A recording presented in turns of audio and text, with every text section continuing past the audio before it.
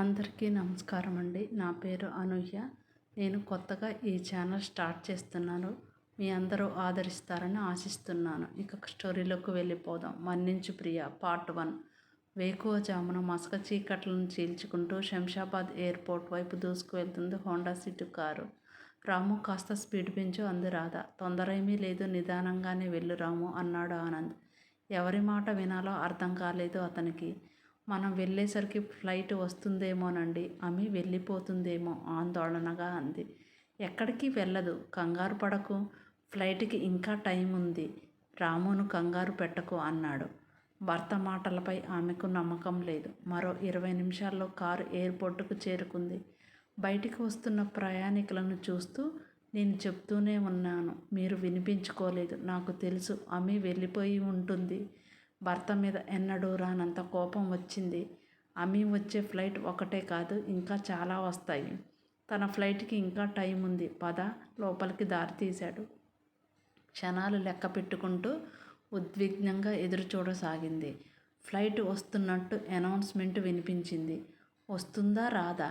వస్తుంది, తప్పకుండా వస్తుంది. అయినా ఏదో అనుమానం ఆమెను నిలవనీయక టెన్షన్ పడింది. ఏంటంటే ఇంకా రావడం లేదు, గాబరాగా అంది. నీకు ప్రతిదానికి కంగారు ఎక్కువ రాదా? ఫార్మాలిటీస్ పూర్తి చేసుకొని వచ్చేసరికి టైం పడుతుంది అన్నాడు.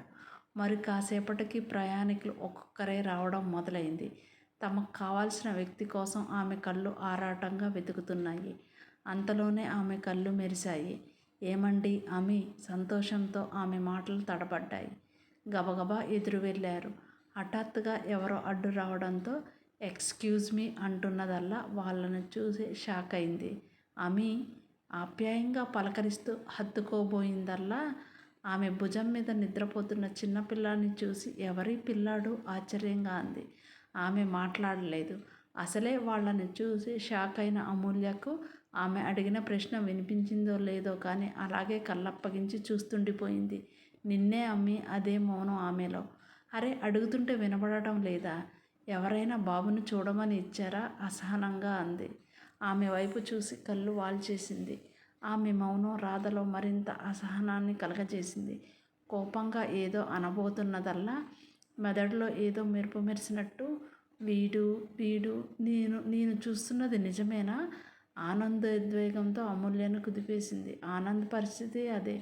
మాకు ఇంతటి అదృష్టం కలగజేస్తావనుకోలేదు. ఆనంద బాష్పాలు రాలుతుండగా ఆమె నుదుటిన ప్రేమగా ముద్దాడి గబాల్న బాబును ఎత్తుకోబోయింది. ఎందుకో తెలీదు, అమూల్య మొహం కందిపోయింది.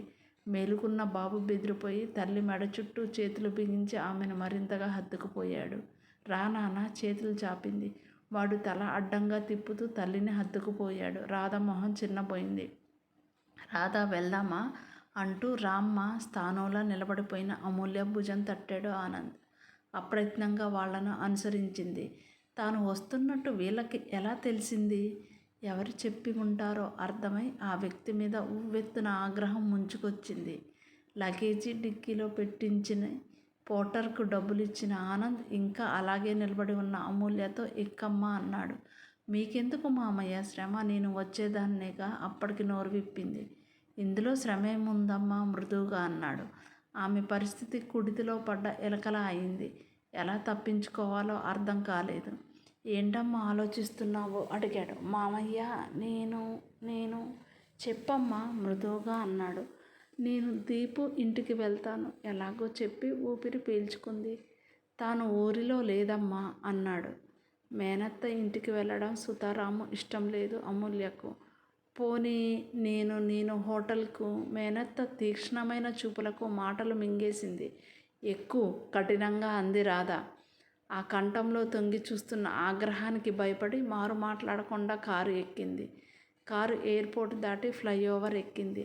చల్లని పిల్లగాలి మేనను సృజిస్తుంది. చక్కటి ఆహ్లాదకరమైన వాతావరణం. ఇవేమీ అమూల్య మనసును కదిలించలేదు. తనను రిసీవ్ చేసుకోవడానికి వస్తే చెల్లెలు వస్తుందనుకుంది కానీ మేనత్త వస్తుందని అసలు ఏమాత్రం ఊహించలేదు. మేనత్త రావడంతో గొంతులో పచ్చి వెలక్కై ఇరుక్కున్నట్టయింది. బాబును తదేకంగా చూడసాగింది రాధ. 3 ఏళ్లుంటాయి వాడికి. ముట్టుకుంటే మాసిపోయే రంగులో పెద్ద పెద్ద కళ్ళతో, పాలుగారే బుగ్గలు, ఉంగరాల జుట్టుతో అందంగా ముద్దుగా ఉన్నాడు. వాడికి అన్నీ అమూల్య పోలికలే. వాణ్ణి చూస్తుంటే మనసు ఆగటం లేదు. వాణ్ణి దగ్గరకు తీసుకొని కరువు తీరేలా హృదయానికి హత్తుకోవాలనుంది. వాడేమో దగ్గరికి రావటం లేదు. పేరేంటి అడిగింది. ఏదో ఆలోచనలో ఉన్న ఆమెకు వినబడలేదు. నిన్నే అమి గట్టిగా అంది. ఏంటత్తయ్యా? ఉలిక్కిపడింది. బాబు పేరేంటి? అనూప్ చంద్ర. ఓహో, మీ నాన్న పేరు కలిసి వచ్చేటట్టు పెట్టావా? చాలా బాగుంది అంటూ బాబు బుగ్గపై ముద్దు పెట్టుకుంది. వాడు వెంటనే బుగ్గను తుడుచుకున్నాడు. అది చూసి రాధ మురిపెంగా నవ్వుతూ బుగ్గను ముద్దుగా లాగింది. మేనత్త నవ్వుతుండటంతో ధైర్యం తెచ్చుకొని, నాన్నగారికి ఎలా ఉందత్తయ్యా? లోపల ఏం వినాల్సి వస్తుందోనని భయంగా ఉంది. ఆమె మొహంలో ఏదో వెతుకుతున్నట్టు క్షణం పాటు పరిశీలనగా చూసింది రాధ. మేనత్త చూపులను ఎదుర్కోలేక తలదించుకుంది. ప్రమాదం తప్పింది, ఇప్పుడు పర్వాలేదు అంది. తండ్రి ఆరోగ్యం గురించి ఇంకా వివరంగా తెలుసుకోవాలని ఉన్నా మునుపటంతటి చనువు లేకపోవడమే కాదు, సన్నని తెర ఏదో తమ మధ్య అడ్డుగా నిలుస్తుంది. కారు జూబ్లీ హిల్స్లోకి ప్రవేశించింది. మరి కాసేపటికి పెద్ద పెద్ద ఇనుప గేట్లు ఉన్న బంగ్లాలోకి వెళ్ళింది. రాజమహల్ లాంటి ఆ ఇంటిని చూస్తుంటే గతం కళ్ళ ముందు నిలిచి అమూల్య మనసు చేదు తిన్నట్టయింది. ఆ ఇంట్లోకి అడుగు పెట్టడానికి మనసు ఒప్పుకోవడం లేదు. ఇంకా అలాగే కూర్చున్నావే అమి, దిగు అంది రాధ. మొరాయిస్తున్న మనసును బలవంతంగా జోకొట్టి కారు దిగింది. ఆమె అడుగులు భారంగా పడుతున్నాయి. ఒక్క నిమిషం అమి, గుమ్మం దగ్గర ఆపేసింది రాధ. ఎందుకు ఆపిందో అర్థం కాలేదు. సీతమ్మ, రెడీ చేశావా? లోపలికి వెళ్తూ రాధ పిలిచింది. వస్తున్నానమ్మా అంటూ 2 నిమిషాలకు లోపల నుంచి హారతి పళ్ళెంతో వచ్చింది. కారులో వస్తున్నప్పుడే సీతమ్మకు ఫోన్ చేసి చెప్పింది హారతి సిద్ధం చేయమని. అమూల్యకు బాబుకు దిష్టి తీసి బొట్టు పెట్టింది. కుడికాను ముందు పెట్టిరా అమ్మా, ఇదంతా ఏంటి అన్నట్టు చూసింది. మొదటిసారిగా బాబుతో వస్తున్నావు కదా రాధ అంది. ఈ చేదస్తాలు అమూల్యకు నచ్చవు, కానీ అత్త నొచ్చుకుంటుందని మౌనంగా ఆమె చెప్పినట్టు చేసింది. కూర్చో అమ్మి, సోఫా చూపించింది. అక్కడే ఉన్న మరో పని మనిషి లక్ష్మిని రూమ్ క్లీన్ చేశావా అడిగింది. చేశానమ్మా. లగేజీ పైన గదిలో పెట్టు. బాలు, నువ్వు కూడా లక్ష్మికి సహాయంగా లగేజీ తీసుకువెళ్ళు అంది రాధ. అలాగేనమ్మా అంటూ అమూల్య లగేజీ తీసుకొని పైకి వెళ్ళారు. కొన్ని క్షణాల పాటు అందరి మధ్య నిశ్శబ్దం రాజ్యమేలింది. మేనత్త చూపులు తనను గుచ్చుతుండటంతో ఇబ్బంది పడుతూ ఆమె చూపులను తప్పించుకోవడానికి చుట్టూ చూడసాగింది. నేలన్నదే కనిపించకుండా తివాచీ పరిచి ఉంది. గోడలకు తైలవర్ణ చిత్రాలు, హాలు మధ్యలో అందమైన షాన్లియర్, కుషాను సోఫాలు, టీపాయ్ మీద ఆ రోజు పేపర్స్, ఫ్లవర్ వాజ్లో తాజా పూలు. చక్కటి ఇంటీరియర్ డిజైన్తో అందంగా చూపును కట్టుపడేస్తూ వాళ్ళ అభిరుచిని, అంతస్తును తెలియజేస్తుంది. అప్పట్లాగే ఉంది, ఏ మార్పు లేదు. ఇంతలో సీతమ్మ కాఫీలు తెచ్చింది. అమ్మాయి గారు బాగున్నారా పలకరించింది ఆప్యాయంగా. తల ఊపింది అమూల్య. ఆమె ఒడిలో ఉన్న బాబుని చూస్తూ, మన బాబే కదమ్మా? ఆమె మాటల్లో కాస్త సందేహం, సంతోషం, సంభ్రమం కనిపించాయి. అవును అన్నట్టు తల ఊపింది. సీతమ్మ మొహం సంతోషంతో వెలిగిపోయింది. అనుకున్నానమ్మా, బాబుదంతా మీ పోలికే అంటూ తెగ సంతోషపడిపోయింది. కాఫీ తీసుకోమ్మా ఆనంద్ అన్నాడు. వద్దు మామయ్య. వద్దంటావే, తీసుకో అమ్మి రాధ అంది. బ్రష్ చేయకుండా అలవాటు లేదత్తయ్య. మారి ఉంటావు అనుకున్నాను, ఏమీ మారలేదన్నమాట అంది రాధ. ఆమె మాటలు మరో అర్థాన్ని స్ఫూరిస్తున్నాయి. ఆ మాటలకు అమూల్య అత్తవైపు చూసి చూపు మళ్లించుకుంది. బాబుకు పాలు తీసుకురా సీతమ్మ, రాధ చెప్పింది. వాడు ఇప్పుడు తాగడత్తయ్య వారించింది. ఆమె ఏదో అనబోతుండగా, పైకి తీసుకువెళ్ళు రాధా, రెస్ట్ తీసుకుంటుంది ఆనంద్ అన్నాడు. పనివాళ్ళందరూ ఆమెను బాబును సంభ్రమాశ్చర్యాలతో చూస్తున్నారు. రా అమి, రాధ అంది. ఆమెను అనుసరిస్తూ పైకి వెళ్ళింది అమూల్య. ప్రస్తుతానికి ఈ గదిలో ఉండు అమి, నీ గదిలో ఏసీ పని చేయడం లేదు, రేపు కొత్తది తెప్పిస్తాను అంది. ఇంకా ఈ ఇంట్లో నా గది అనేది ఉందా? ఆశ్చర్యపోతూ పర్వాలేదు అత్తయ్య అంది. అది గమనించి, నువ్వు మమ్మల్ని మర్చిపోయినా మేము నిన్ను మర్చిపోలేదు. ఎలా మర్చిపోగలం? మా సంతోషాలన్నీ నీ వెంట తీసుకువెళ్ళిపోయావు. ఆమె గొంతు భారమైంది. నీ ఇష్టాలు అభిరుచులు అన్నీ తెలుసు. నీకే ఉంచాము. ఎప్పటికైనా నువ్వు వస్తావని మా నమ్మకం అంది. అమూల్య మొహం మ్లానమైంది. రెస్ట్ తీసుకో అంది రాధ. హాస్పిటల్కి వెళ్తాను అత్తయ్య సూట్ కేసు తెరుస్తూ అంది అమూల్య. 10 తర్వాత వెళ్దాం. ఈలోపు కాస్త రెస్ట్ తీసుకో అంటూ మరో మాటకు అవకాశం ఇవ్వకుండా కిందకు వెళ్ళిపోయింది రాధ. జెట్ లాగ్తో అలసటగా నీరసంగా ఉంది. తండ్రికి ఎలా ఉందోనన్న దిగులుతో 2 రోజులుగా అసలు నిద్రే లేదు.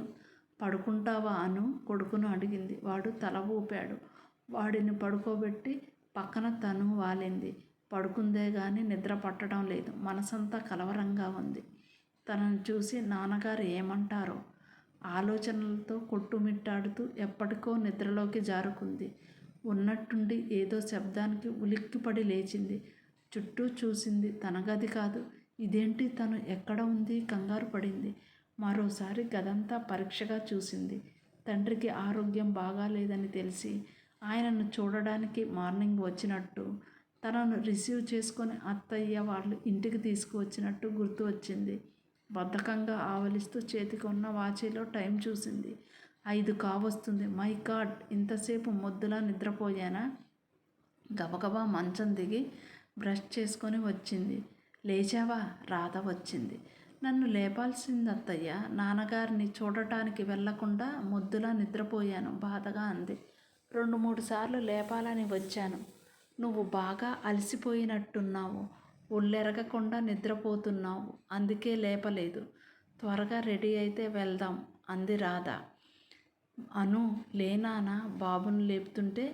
పడుకోనియ్యి. ఇది మీకు నిద్రపోయే టైం అనుకుంటా. హాస్పిటల్కి వెళ్ళాలిగా అత్తయ్య. వాడు లేచేలోపు వెళ్ళి రావచ్చులే అంది రాధ. వాడికి లేవగానే నేను కనిపించాలి, లేకపోతే ఏడుస్తాడు. పైగా కొత్త ప్రదేశం కదా, ఇంకా భయపడతాడు అంది అమూల్య. సరే, రెడీ అయి రండి అంది రాధ. కొడుకును లేపింది. వాడు ఏడుపు మొదలుపెట్టాడు. వాడు ఏడుస్తున్నా అలాగే స్నానం చేయించి రెడీ చేసి తాను గబగబా తయారై ఇంకా ఏడుస్తూనే ఉన్న కొడుకుని ఎత్తుకొని కిందకి వచ్చింది. ఏంటమి ఏడుస్తున్నాడు? కంగారుగా అడిగింది రాధ. నిద్రలో లేపాను కదా, అందుకనే ఏడుస్తున్నాడు. వెళ్దామా అత్తయ్య? ఏమాత్రము ఆలస్యం భరించలేనట్టుగా అంది. అందుకే చెప్పాను లేపొద్దని. సర్లే, టిఫిన్ చేద్దాం రా అంది. వద్దత్తయ్య, లేట్ అవుతుంది. ఎంతసేపని? ఉదయం నుంచి ఏమీ తినలేదు. కాస్త తిని వెళ్దాం. డైనింగ్ హాల్కు దారి తీస్తూ అంది రాధ. అమూల్యకి ఈ ఇంట్లో పచ్చి మంచినీళ్ళు కూడా ముట్టాలని లేదు. రా, అలాగే నిలబడిపోయిన ఆమెతో అంది. నాకు ఆకలిగా లేదత్తయ్య, మీరు చేయండి అంది. రాధకి అర్థమైంది. ఈ ఇల్లు నీకు అంత పరాయిదైపోయిందా అమి? ఈ ఇంట్లో ఏమీ తినకూడదని నిశ్చయించుకున్నావా? నీకు ఇష్టం ఉన్నా లేకపోయినా మీ నాన్న డిశ్చార్జ్ అయ్యే వరకు ఇక్కడ ఉండక తప్పదు. ఉన్నన్ని రోజులు పస్తులు ఉంటావా? నువ్వు అలా ఉంటే మేము భరించగలమా? నీ కోపం, నీ ద్వేషం ఎవరి మీదో వాళ్ళ మీద తీర్చుకో. మాకెలాంటి అభ్యంతరం లేదు. మమ్మల్ని మాత్రం బాధ పెట్టకు ఆవేదనగా అంది. తన మనసు అత్త కనిపెట్టినందుకు గాబరా పడింది అమూల్య. అమీని ఎందుకు ఇబ్బంది పెడతావు రాధా? ఆమెను మందలించాడు ఆనంద్. పదమ్మా వెళ్దాం అన్నాడు. అతని మొహం గంభీరంగా ఉంది. చాచా, నా ఉద్దేశం అది కాదు మామయ్య. హాస్పిటల్కి లేట్ అవుతుందని అన్నాను. మిమ్మల్ని బాధ పెడితే క్షమించండి. తల వంచుకుంది. నెక్స్ట్ పార్ట్లో ఏమవుతుందో తెలుసుకుందాము. ధన్యవాదములు.